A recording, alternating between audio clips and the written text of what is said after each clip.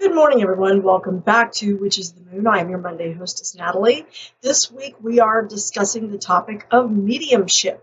This is a new topic for Which is the Moon, so I hope that you find this week exciting and informative. So let's dive right in.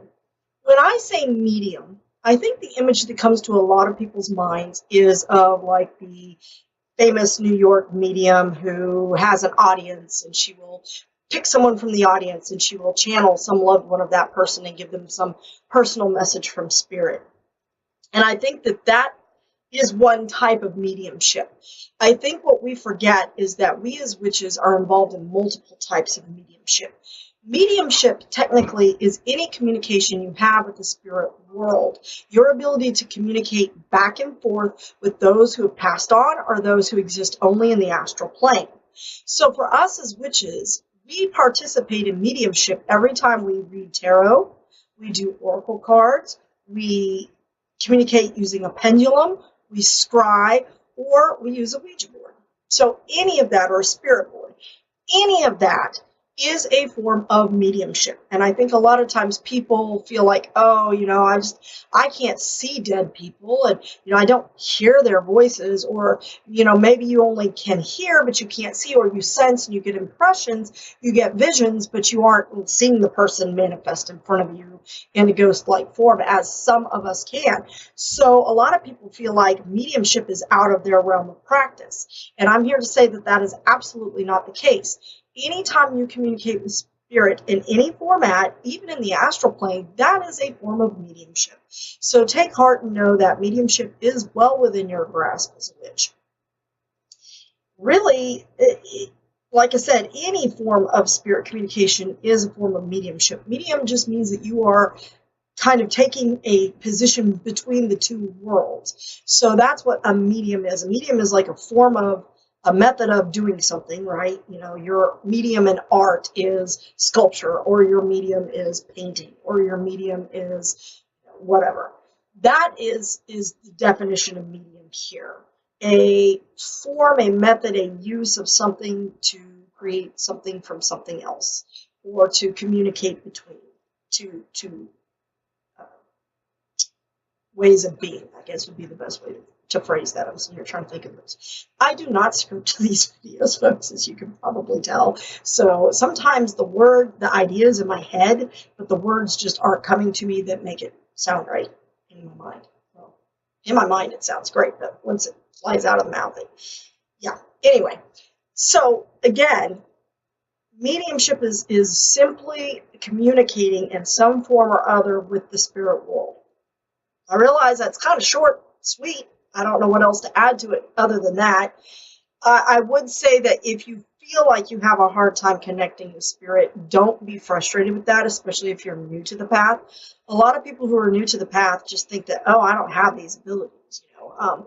Everyone on this planet has psychic abilities of some form or other. Some people acknowledge that, such as ourselves. Others do not. Mediumship is simply another aspect of that.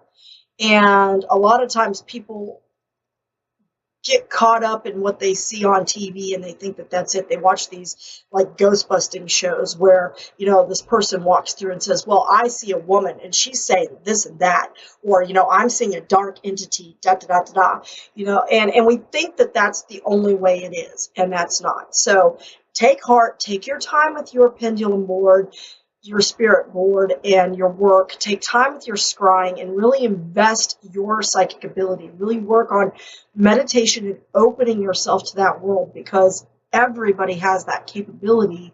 You may not ever see dead people, okay, like in Sixth Sense. Some do. Some people see that and it's there for them, and that's their ability. When I was very young, that happened to me a lot.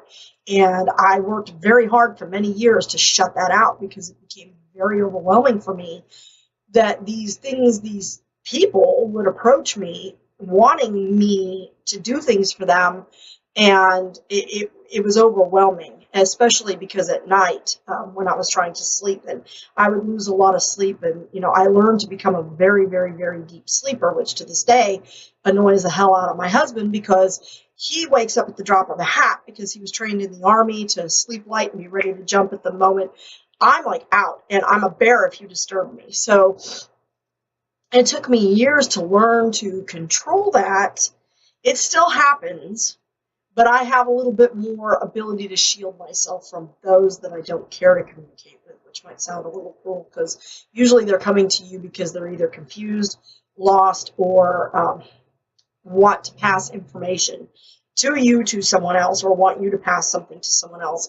But it's kind of, it's still a little unnerving when it happens because you're just sort of sitting there and all of a sudden there's this other person. No, that's not somebody wandering in. That would be my blue healer, my husband's blue healer. He wandered himself in here. So, I always get comments from people going, oh my God, your door opened by its. No, there's a dog here. There's 7 of them actually, but that was one walking in.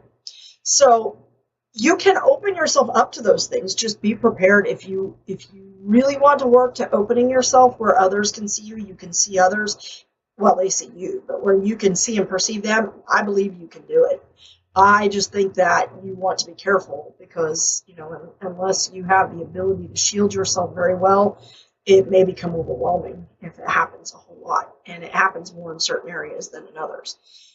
So again, don't think that you have to be some New York, Hollywood lady with nice big fancy nails to be a medium. As a witch, you serve as a medium between the physical and the spirit world anytime you do any form of divination or communication with the spirit realm. So take that, run with it, and I hope you got something out of it. Have a wonderful day and blessed be.